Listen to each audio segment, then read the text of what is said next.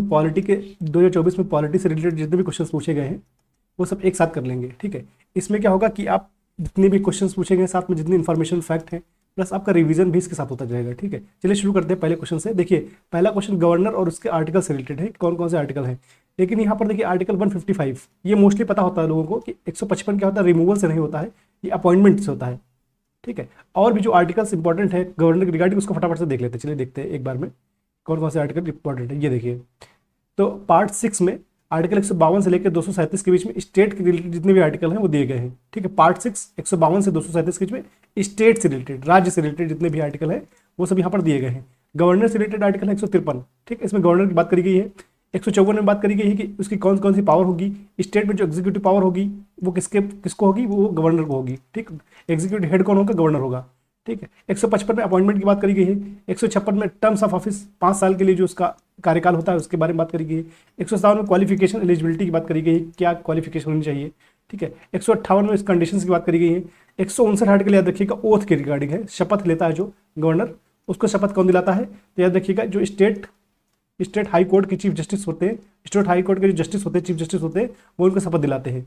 161 pardoning powers related है governor के, और इसके बाद जाए हम 163 जो डिस्क्रिप्शन जिस गवर्नर का होता है, जो मनमानी शक्तियाँ प्राप्त होती है उसको 163 की क्लॉज 2 में दिया हुआ है।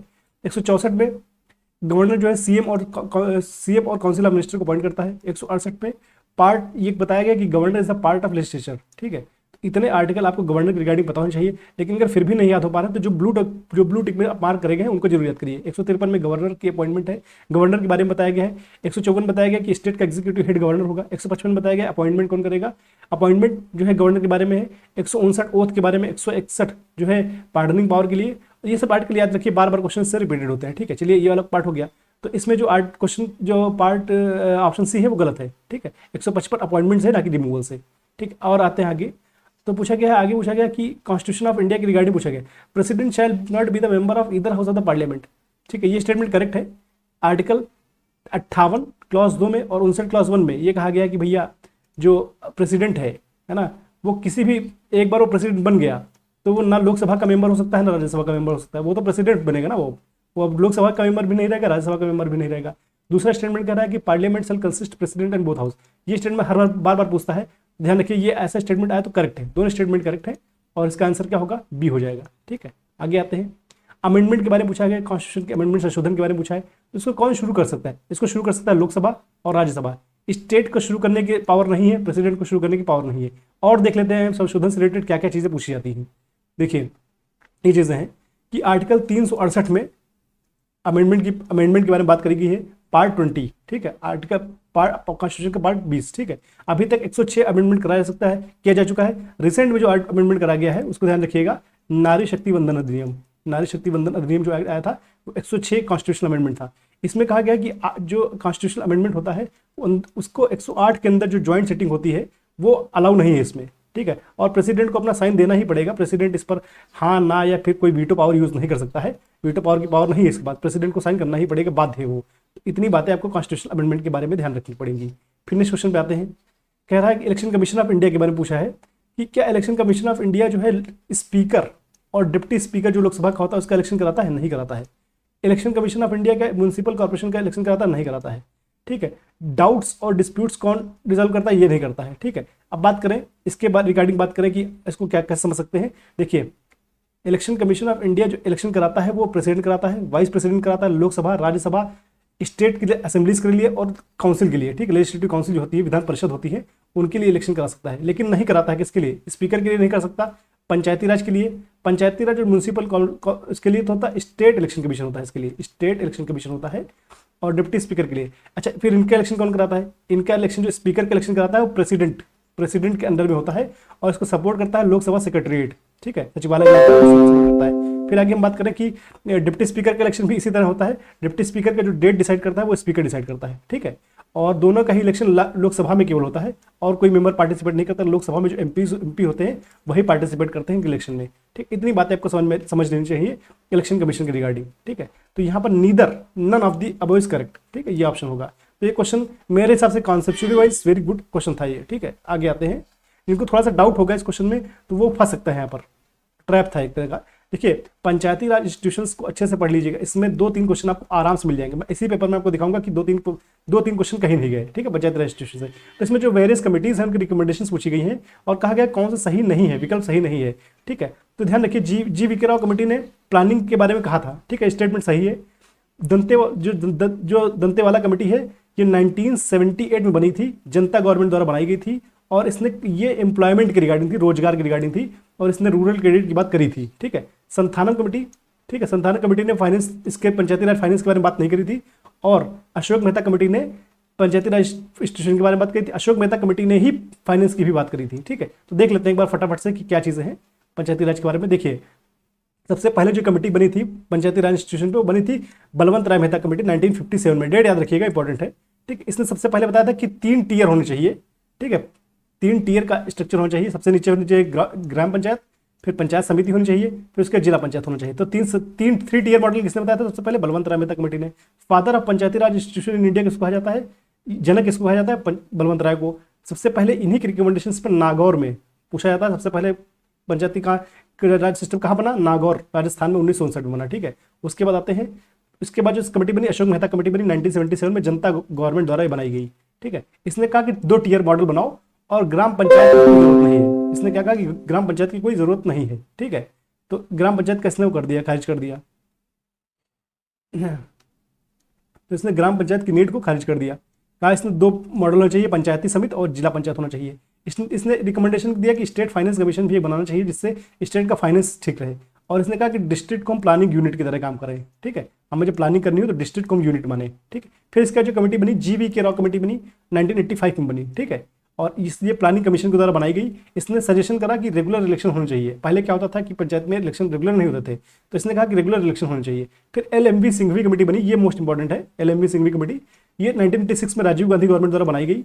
इसने सबसे पहले कॉन्स्टिट्यूशनल स्टेटस कहा कि जो लोकल सेल्फ गवर्नमेंट है इसको कॉन्स्टिट्यूशनल स्टेटस, संवैधानिक दर्जा दिया जाए, ठीक है। उसके बाद इसी ने सबसे पहले कहा कि पंचायत इंडिया में democratic institution of self government है, ठीक है। Democratic institute of self government किसने कहा था? तो एल.एम. सिंघवी कमेटी ने कहा था। और इसी ने सबसे पहले न्याय पंचायत, जो न्याय पंचायत का कॉन्सेप्ट सबसे पहले एल.एम. सिंघवी कमेटी ने ही दिया। तो ये मोस्ट इंपॉर्टेंट फैक्ट है, ठीक है। और उसके बाद जो कमेटी बनी उसका नाम था थुंगन कमेटी, 1986 में बनी थी। और उसके बाद आपको पता है कि एक्ट आ गया था 73rd और 74th amendment, constitutional amendment act 1993 आया था और 23 अप्रैल 1993 से लागू हुआ था। इसी दिन पंचायती राज डे मनाया जाता है और 1 जून 1993 से म्यूनसिपैलिटी कमीशन वो एक्ट पर पास हो गया था, ठीक, म्यूनसिपल काउंसिल एक्ट पास हो गया था। तो इतनी चीज़ें आपको ध्यान में रखनी पड़ेगी। कभी पूछ लेगा कि कमिटीज़ का टाइम के साथ में अरेंजमेंट कर दीजिए। तो सबसे पहले बनी बलवंत राय मेहता कमेटी, उसके बाद अशोक मेहता कमेटी, उसके बाद जी.वी. के राव कमेटी 1985 में, उसके बाद एल.एम. सिंघवी कमेटी और लास्ट में बनी थुंगन कमेटी। तो ये थोड़ा टाइम लाइन भी ध्यान में रखना है और कौन कौन सी रिकमेंडेशंस इन कमिटीज़ ने दी वो सब चीज़ें हमें ध्यान में रखनी पड़ेंगी, ठीक है। नेक्स्ट क्वेश्चन पे आते हैं। आर्टिकल 19 के रिगार्डिंग पूछा है कौन सा फंडामेंटल राइट नहीं है, ठीक है। तो ये सिंपल क्वेश्चन था कि जो फ्रीडम टू ओन, एक्वायर और dispose property, right to property, ये खत्म कर दिया गया था, ठीक है। पहले समझिए जब कॉन्स्टिट्यूशन आया था तो उसमें जो पार्ट 19 क्लॉज है, 19 है फंडामेंटल राइट, ठीक है। तो उसमें 19 का क्लॉज 1 क्लॉज एफ, ठीक है, इसके अंडर में राइट टू प्रॉपर्टी था और आर्टिकल 31 के अंदर भी था। तो मतलब ये था कि अगर कोई स्टेट आपकी प्रॉपर्टी को ले लेता है तो आपके पास सीधा अधिकार होगा, आपके फंडामेंटल राइट का जब वायलेशन होगा तो आपके पास सीधा अधिकार होगा कि आप आर्टिकल अंडर 32 सुप्रीम कोर्ट जाकर उसको कर सकते हैं। लेकिन फिर क्या था, स्टेट को ये रियलाइज हुआ कि जो है इंडिया में जमींदार बहुत हैं, ठीक है, और लैंड रिफॉर्म हो नहीं पा रहे हैं। और article 39 clause B, 39 clause C, इसमें कहता है कि हमें मटेरियल का इक्वल डिस्ट्रीब्यूशन करना है, हमें किसी के पास ज़्यादा मटेरियल ना हो, इक्वालिटी लानी समाज में समता लाना है, एकता लाना है। इसके लिए इस आर्टिकल्स को यहाँ से हटाना पड़ेगा और फंडामेंटल राइट को थोड़ा सा हटाना पड़ेगा यहाँ से। तो 44th कॉन्स्टिट्यूशनल अमेंडमेंट एक्ट लाया गया, ठीक है, इंदिरा गांधी गवर्नमेंट के साथ उस टाइम पे लाया गया था। तो वो उसमें लाया गया 44th अमेंडमेंट एक्ट। उसके बाद क्या कहा गया कि ये जो राइट था इसको आर्टिकल 300 क्लॉज ए में शामिल कर दिया गया जो पार्ट 12 में आता है, ठीक है। तो ये पूछ लेता है कभी कि राइट टू प्रॉपर्टी कौन से अंडर आर्टिकल में आता है? आर्टिकल 300 ए में आता है, पार्ट 12 में आता है। और ये फंडामेंटल राइट नहीं है, ये लीगल राइट है। इंडिया में केवल ये लीगल राइट है, ठीक है। तो ध्यान रखिएगा, ये कॉन्स्टिट्यूशनल राइट नहीं है, फंडामेंटल कॉन्स्टिट्यूशनल राइट है, फंडामेंटल राइट नहीं है, लेकिन लीगल राइट है क्योंकि ये आर्टिकल 300। तो यहाँ पर अगर इसका वायलेशन होगा तो पर्सन डायरेक्ट 32 के अंदर में नहीं जा सकता है, ठीक है। इतनी बातें आपको ध्यान में रखनी पड़ेंगी with regarding to right to property, ठीक है। नेक्स्ट क्वेश्चन पे आते हैं।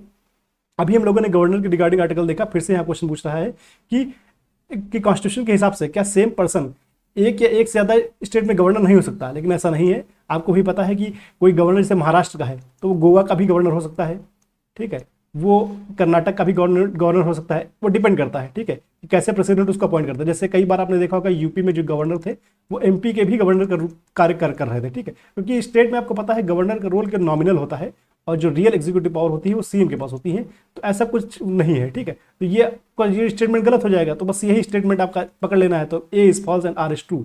और 153 अभी हम लोगों ने देखा कि जो बात करता है कि हर स्टेट में एक गवर्नर होगा, इसके रिगार्डिंग बात करता है, तो हम लोगों ने ये अभी कवर किया था, ठीक है। चलिए फिर नेक्स्ट क्वेश्चन पे आते हैं।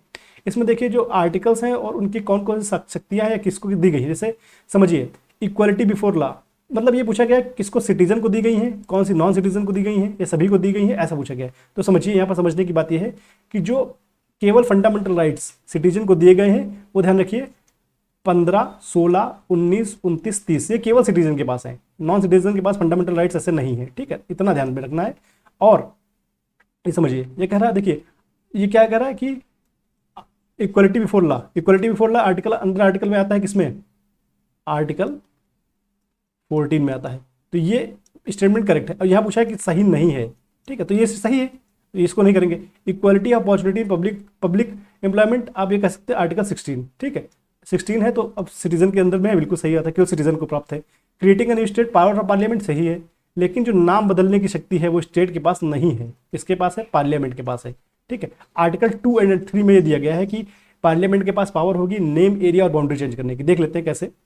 जैसे आर्टिकल 2 एंड 3, ठीक है, आर्टिकल 2 एंड 3 में थोड़ा कंफ्यूजन होता है। आर्टिकल 2 में क्या है कि जो नए टेरिटरी से जब स्टेट बनेगा, फॉर एग्जांपल इंडिया ने कुछ पार्ट पाकिस्तान का ले लिया, कुछ पार्ट कब्जा कर लिया बांग्लादेश का, उस जगह पर अगर नया स्टेट बनना है तो आर्टिकल 2 का प्रयोग होगा। और जब इंडिया में ही जैसे आंध्र प्रदेश को काट के 2 स्टेट बनाए गए, आंध्र प्रदेश और तेलंगाना, तो यहाँ पर आर्टिकल 3 का प्रयोग होगा, ठीक है, इस तरह से। और आर्टिकल 4 में ये कहा गया है कि कोई भी अमेंडमेंट आर्टिकल 2 और 3 में करा जाएगा वो कॉन्स्टिट्यूशनल अमेंडमेंट में नहीं गिना जाएगा, और जो है वो सिंपल मेजोरिटी से ही पास कर दिया जाए, ठीक है। इतनी बातें आपको ध्यान में रखनी है। और प्रोसीजर आपको पता होना चाहिए कि कैसे कैसे जो है नया स्टेट बनाया जाता है। सबसे पहले पार्लियामेंट एक बिल लेके आती है, ठीक है, वो प्रेसिडेंट के पास पहले आता है, ठीक है, प्रेसिडेंट स्टेट असेंबलीज के पास भेजता है, एक टाइम निश्चित करता है। तो ये क्वेश्चन आएगा, क्या स्टेट असेंबलीज के पास एक टाइम होता है? बिल्कुल टाइम होता है, एक टाइम के अंदर उसको जवाब देना होता है। वो कुछ रिकमेंडेशंस देता है या फिर नहीं देता है, लेकिन वो बाध्यकारी नहीं होता, ठीक है, नॉट रिकमेंडिंग। फिर यही बिल जो रिकमेंडेशंस होती हैं बिल के साथ में पार्लियामेंट के पास फिर से प्रेसिडेंट भेज देता है। फिर उसके बाद अगर पार्लियामेंट सिंपल मेजोरिटी से इसको पास कर देती है तो प्रेसिडेंट के पास ये बिल जाता है, प्रेसिडेंट के असेंट के साथ वो जो है बिल पास हो जाता है और स्टेट क्रिएट हो जाता है, ठीक है। तो ये इतनी बातें आपको ध्यान में रखनी पड़ेंगी with regarding to changing the name, area and boundary of the state. Okay, next question पे आते हैं। Question number 102। ये बहुत सिंपल क्वेश्चन था, ठीक है। इसमें आर्टिकल और उसका मिलान है, तो बहुत सिंपल से अगर आर्टिकल्स आपको मेनली ध्यान है तो कर लेंगे। बहुत ईजी कैटेगरी का क्वेश्चन था ये, इसमें कुछ बताने लायक है नहीं मेरे हिसाब से, ठीक है। नेक्स्ट क्वेश्चन पे आते हैं। राइट अगेंस्ट एक्सप्लॉयटेशन, ठीक है, जो शोषण के विरुद्ध अधिकार है उसके बारे में बताया गया है। देखिए एबॉलिशन ऑफ अनटचेबिलिटी ये आर्टिकल 17 में आता है, ठीक है, जबकि ये दोनों आर्टिकल ही आर्टिकल 23, आर्टिकल 24 आपने पढ़ा होगा, यही दोनों एक्सप्लॉयटेशन के शोषण के विरुद्ध आते हैं। और protection of interest of minorities article 29 और आर्टिकल 30 के बीच में आते हैं। 29 कहता है कि कोई भी सिटीजन है इंडिया का, ठीक है, और उसके पास ये पूरा अधिकार है कि वो अपनी स्क्रिप्ट, अपने कल्चर उसको बना के रखे, तो ये प्रोटेक्शन करता है माइनॉरिटी राइट को। और एजुकेशन के रिगार्डिंग बात करता है आर्टिकल 30। इतनी बातें पता होगी तो ये आप लगा देंगे 2 एंड 3 करेक्ट, ठीक है। नेक्स्ट क्वेश्चन पे आते हैं, फटाफट से देख लेते हैं। नेक्स्ट क्वेश्चन देखिए, कह रहा है कि इमरजेंसी, नेशनल इमरजेंसी पर, ठीक है। नेशनल इमरजेंसी कह रहा है कि जो कॉन्स्टिट्यूशन में कहा गया है उसका डिक्लेरेशन किसी भी समय पर हो सकता है, कोई भी कर सकता है, ठीक है। इसके बारे में बात करी गई है, तो बिल्कुल करेक्ट है, ये स्टेटमेंट सही है। लेकिन और क्या क्वेश्चन बनते हैं, देखिए बनते ये है कि भारत में नेशनल इमरजेंसी कितनी बार लगी, तो ध्यान रखिए 3 बार लगी। एक बार 1962 में जब युद्ध हुआ, 1971 में इंडिया और बांग्लादेश, इंडिया पाकिस्तान का जब युद्ध हुआ उसमें लगी, और 1975 में जब लगाई गई नेशनल इंटरनल डिस्टर्बेंसेस कारण। आपको पता है इलेक्शन जो डिस्प्यूट हुए थे जिसमें इंदिरा गांधी का इलेक्शन जो है हाई कोर्ट ने कर दिया था कि ये कैंसिल होना चाहिए, ठीक है। उस जगह पर Rajnarayan versus union of state पढ़ा होगा आपने।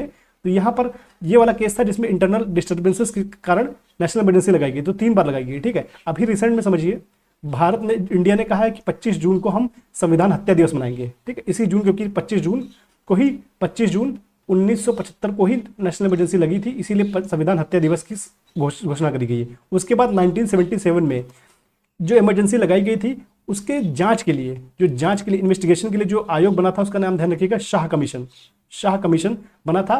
और कि देखते हैं कि जो इमरजेंसी लगाई गई वो सही है नहीं गलत है, ठीक है, उसकी जांच के लिए बनाया गया था शाह कमीशन। ठीक है, नेक्स्ट क्वेश्चन पे आते हैं, इतनी बातें आपको ध्यान में रखनी पड़ेगी। आईसीटी के बारे में पूछा गया है, बहुत सिंपल क्वेश्चन था। अब आईसीटी ई गवर्नेंस जो है गवर्नमेंट का इनिशिएटिव है, गवर्नमेंट की इनिशिएटिव क्यों लेती है? पॉजिटिव चेंजेस के लिए। तो जो भी गलत चीजें बता रही हैं वो आप सही कर लेंगे। ये बहुत ईजी क्वेश्चन था, लेकिन फिर भी आईसीटी के बारे में देख लेते हैं। आईसीटी भारत में कब कब डेवलप हुआ, इसकी हिस्ट्री क्या रही। ठीक है, तो ये बहुत इंपॉर्टेंट है, थोड़ा सा फैक्चुअल है लेकिन आपको ध्यान में रखना पड़ेगा। 1968 में सबसे पहले TIFR Tata institute of fundamental research ने सबसे पहले भारत का पहला स्वदेशी कंप्यूटर का निर्माण करा, जिसका नाम था TDC-12। TDC-12 जो है पहला स्वदेशी कंप्यूटर था भारत का, और इसका निर्माण करा था Tata institute of fundamental research ने। ठीक है, 1970 में डिपार्टमेंट ऑफ इलेक्ट्रॉनिक्स बनाया गया, जो प्रमोट कर रहा था आईसीटी को। ठीक है, 1975 में साइट प्रोग्राम शुरू करा गया।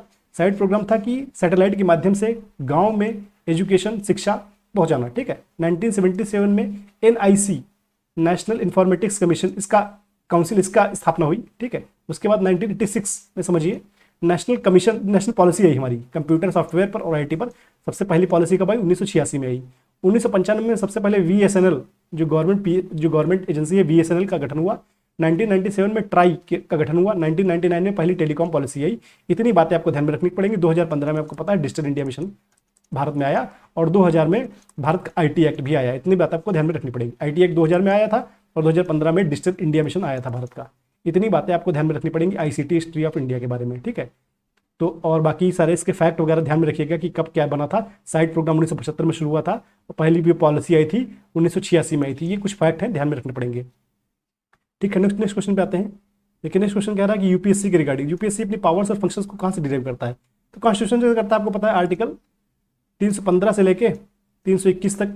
ठीक है, ये आर्टिकल आपको पता है यूपीएससी और पब्लिक सर्विस कमीशन, यूपीएससी और स्टेट पब्लिक सर्विस कमीशन दोनों के साथ डील करता है, आर्टिकल 315 से लेकर 321 तक। ठीक है, पार्लियामेंट्री लॉज भी है, यूपीएससी एक्ट 1958 है। ठीक है, एग्जीक्यूटिव ऑर्डर भी है, कन्वेंशन भी है, तो सारे से पावर डिराइव करता है। ठीक है, इतनी बातें आपको ध्यान में रखनी पड़ेंगी। और ये कॉन्स्टिट्यूशनल बॉडी और कॉन्स्टिट्यूशनल अमेंडमेंट पूछा है, आर्टिकल पूछा है, तो ये सारे गलत हैं, कोई सही नहीं है। इलेक्शन कमीशन ऑफ इंडिया आपको पता है आर्टिकल 324 है। ठीक है, शेड्यूल कास्ट वाला 338 है। ठीक है, फाइनेंस कमीशन 280 है, और नेशनल कमीशन और बैकवर्ड क्लासेस 338 का बी है। तो ये आर्टिकल है, पता नहीं क्या करके बनाया था, ये बिल्कुल इसके ऑप्शन ही गलत थे। ठीक है, डिलीट हुआ होगा नो डाउट। ठीक है, नेक्स्ट क्वेश्चन पे आते हैं। ये पूछा है कि जो सुप्रीम कोर्ट के जजमेंट आए थे उनको टाइम से लगाना है, क्रोनोलॉजी से साथ लगाना है। ठीक है, सबसे पहले समझिए 1951 में शंकरी प्रसाद यूनियन ऑफ इंडिया केस आया। तो सबसे पहले समझिए भारत में ये दुविधा थी, फंडामेंटल राइट्स को अमेंडमेंट किया जा सकता है या नहीं किया जा सकता है। Shankari Prasad versus union of India case में सुप्रीम कोर्ट में सबसे पहले कहा कि yes, fundamental rights are amendable, और पार्लियामेंट के पास ये पावर है कि उसको अमेंड कर सकती है। ठीक है, उसके बाद जब सेंटर ने 17 जो कॉन्स्टिट्यूशनल अमेंडमेंट एक्ट लाया, इसके द्वारा लैंड रिफॉर्म करने के लिए, ठीक है, और जो भी लैंड रिफॉर्म थे उसको 9 शेड्यूल में डाल दिया। तब यहाँ पर Sajjan Singh versus state of Rajasthan case हुआ 1965 में। उसमें जो है केस यही था कि भैया किसी की राइट प्रॉपर्टी अगर आप एक्वायर कर लेंगे तो उसके बारे में क्या है, फंडामेंटल राइट है उसका। आर्टिकल अभी हम लोगों ने पढ़ा था, आर्टिकल 19 क्लॉज 1 क्लॉज F में फंडामेंटल राइट टू प्रॉपर्टी है। अगर आप इसको एक्वायर कर लेंगे तो कैसे काम चलेगा। फिर गोलकनाथ केस फिर आया 1967 में आया। ठीक है, गोलकनाथ केस में सुप्रीम कोर्ट ने कहा कि नो डाउट कि पार्लियामेंट के पास ये शक्ति है कि कॉन्स्टिट्यूशन का अमेंडमेंट हो सकता है, लेकिन कैसे होगा, क्यों, उसका प्रोसीजर क्या होगा वो मेंशन नहीं है। ठीक है, तो उसने लिमिट कर दिया। फिर केशवानंद भारती केस आया 1973 में। जो समझिए गोलकनाथ केस में जो जज बनी थी, बेंच बनी थी, वो 11 जजेस की बेंच बनी थी। ठीक है, केशवानंद भारती केस 1973 में आया, इसमें 13 जजेस की बेंच बनी। ये अभी तक की लार्जेस्ट बेंच है। इसने सबसे पहले कहा कि कॉन्स्टिट्यूशन में अमेंडमेंट हो सकता है, बिल्कुल हो सकता है, लेकिन लिमिटेड अमेंडमेंट होगा। ठीक है, उसका जो फंडामेंटल है, जो बेसिक है कॉन्स्टिट्यूशन को, वो नहीं चेंज होना चाहिए। और यहीं पर जो थ्योरी आती है, बेसिक स्ट्रक्चर की थ्योरी, यहीं पर सबसे पहले सुप्रीम कोर्ट ने दी थी। ठीक है, इतनी बातें आपको ध्यान में रखनी पड़ेंगी। शंकरी प्रसाद आया था 1951 में, सज्जन सिंह आया था 1965 में। ठीक है, गोलकनाथ आया था 1967 में आया था, और केशवानंद भारती 1973 में आया था। इतनी बातें आपको ध्यान में रखनी पड़ेंगी विद रिगार्डिंग टू ये फंडामेंटल राइट्स और सुप्रीम कोर्ट के आर्टिकल। ठीक है, नेक्स्ट क्वेश्चन पे आते हैं। ये वाला जो समझिए क्वेश्चन कि फंडामेंटल राइट जो अमेंडमेंट करेगा वो किस ईयर में करेंगे। तो 42वां आपको पता है, 42वां भाई सबसे पहले हुआ होगा तो 1976 में। बहुत इजी क्वेश्चन था ये। और ये जैसे 52वां है, ये एंटी डिफेक्शन लॉ से है, दल बदल कानून से है, तो ये वाला हो गया। 86वां आपको पता है राइट टू एजुकेशन से है। और 96 कॉन्स्टिट्यूशनल अमेंडमेंट किससे है, तो जो लैंग्वेज है ओडिया लिखी थी कॉन्स्टिट्यूशन में, उसको ओडिया करने के लिए, मतलब उसका नाम बदलने के लिए, ओडिया से ओडिया करने के लिए 96 अमेंडमेंट आया था। अच्छा, 42वां अमेंडमेंट थोड़ा इंपॉर्टेंट है, इसके बारे में जान लीजिए कि इसको मिनी कॉन्स्टिट्यूशन भी कहा जाता है। ठीक, इतना ज़्यादा अमेंडमेंट करा गया है 42वें कॉन्स्टिट्यूशन के द्वारा, उसको मिनी कॉन्स्टिट्यूशन कह दिया गया। इसमें प्रेम्बल में 3 शब्द जोड़े गए, SSI मतलब सोशलिस्ट, सेकुलर और इंटीग्रिटी, 3 वर्ड इसमें जोड़े गए। ठीक है, इसी में 43 के 48 ए आर्टिकल जोड़े गए डीपीएसपी में जोड़े गए। फंडामेंटल ड्यूटी इसी के अंदर में जोड़े गए 42वें अमेंडमेंट के द्वारा।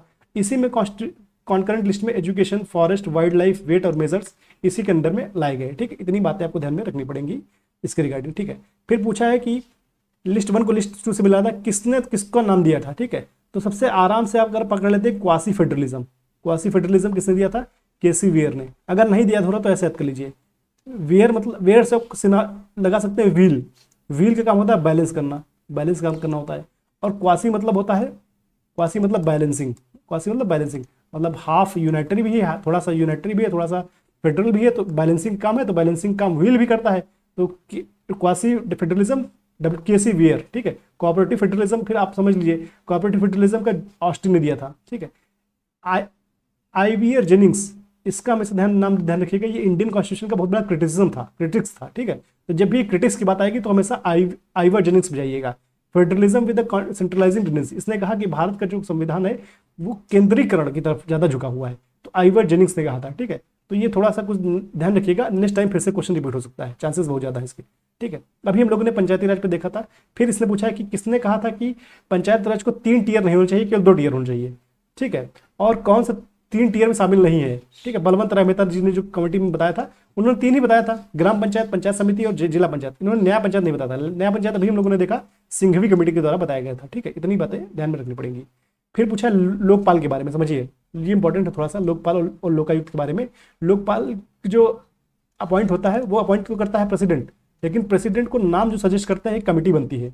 अब कमेटी में कौन कौन मेंबर होते हैं, कौन कौन होते हैं, देखिए मेंबर्स में कौन कौन होते हैं, प्राइम मिनिस्टर होते हैं, स्पीकर ऑफ द लोकसभा होता है, लीडर ऑफ अपोजिशन लोकसभा होते हैं, सीजेआई होता है, और एक जूरिस्ट होता है जो प्रेसिडेंट के द्वारा नॉमिनेट किया जाता है, एक जूरिस्ट होता है। ठीक है, और लोकपाल के बारे में फैक्ट देख लीजिए। सबसे पहले लोकपाल शब्द किसने दिया था, एल एम सिंघवी ने दिया था। ठीक है, पहला रिकमेंडेशन किसने दिया था कि भारत में लोकपाल बनना चाहिए, तो एडमिनिस्ट्रेटिव रिफॉर्म कमेटी 1966 में जो बनी थी उसने सबसे पहले रिकमेंडेशन दिया था।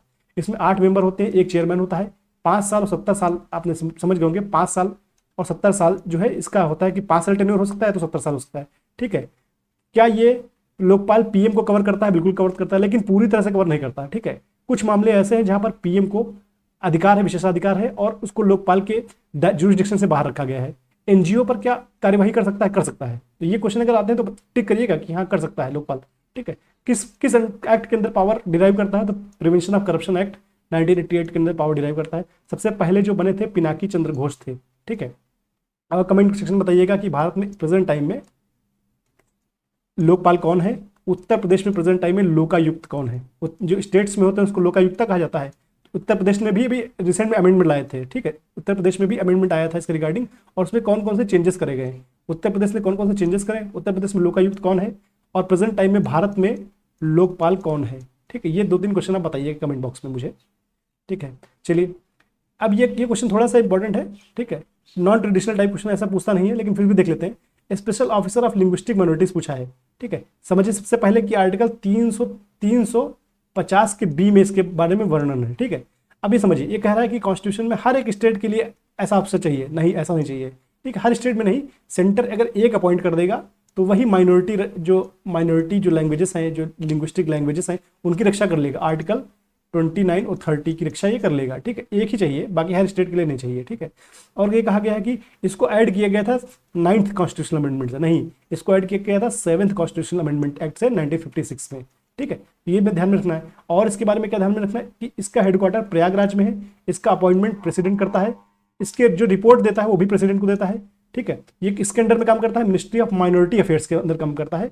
ठीक है, और जो पहले बने थे भारत में उसको श्री लक्ष्मण नाम था, श्री लक्ष्मण। तो ये कुछ फैक्ट भी ध्यान रखिएगा, नेक्स्ट टाइम में भी क्वेश्चन इधर से आ जाए कि इसका अपॉइंटमेंट कौन करता है, प्रेसिडेंट। रिपोर्ट कौन देता है, रिपोर्ट किसको करता है, तो प्रेसिडेंट को ही करता है। किसके अंडर में होता है, तो मिनिस्ट्री ऑफ माइनॉरिटी अफेयर्स के, और पहले जो बने थे श्री लक्ष्मण बने थे, और इसका हेडक्वार्टर प्रयागराज में है। ठीक है, इतनी बातें आपको ध्यान में रखनी पड़ेंगी। ठीक है, फिर ये लिस्ट में 3 लिस्ट है इंडिया में। ठीक है, 7 शेड्यूल में यूनियन, स्टेट और कंकरेंट लिस्ट। इसमें जो भी इंपॉर्टेंट है आपको समझ में आते हैं कि यहाँ से क्वेश्चन बन सकता है। देखिए यहाँ पर डायरेक्ट पूछा गया है, तो ये दोनों कंकरेंट लिस्ट में है, बाकी ये तीनों लिस्ट में आता है, ठीक है। तो ये थोड़ा सा अगर आप डी लगाएंगे तो ऑप्शन सही होगा, ठीक है। ये पढ़ लीजिएगा आप इसे। और ये करंट अफेयर क्वेश्चन था, करंट अफेयर बेस्ड क्वेश्चन था, ठीक है। ये वाला देखिए फिर से पंचायती राज में पूछा गया है कि पंचायती राज इंस्टीट्यूशन, बहुत सिंपल क्वेश्चन था कि 73rd 74th अमेंडमेंट। तो यहाँ पर ध्यान देने वाली बात यह है कि पंचायती राज इंस्टीट्यूशन मोस्ट इंपॉर्टेंट टॉपिक है। इसके अलावा जो कॉन्स्टिट्यूशनल बॉडीज़ हैं, जो स्टेटूटरी बॉडीज़ हैं, भारत में संवैधानिक और सांविधिक बॉडी हैं, उनके बारे में पढ़ लीजिए।